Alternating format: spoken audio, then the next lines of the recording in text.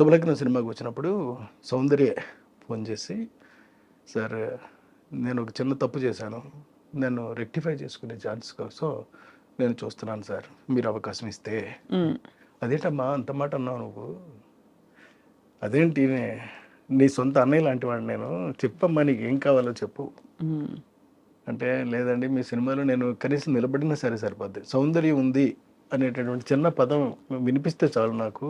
అలా సరేనమ్మా నేను ఏదోటి చేస్తానులే అని చెప్పి అప్పుడు ఈ సాంగ్ చేశానండి బాబు మోహన్ పక్కనే. మరి బాబు మోహన్ పక్కన చేస్తావా అని కూడా అడిగానండి.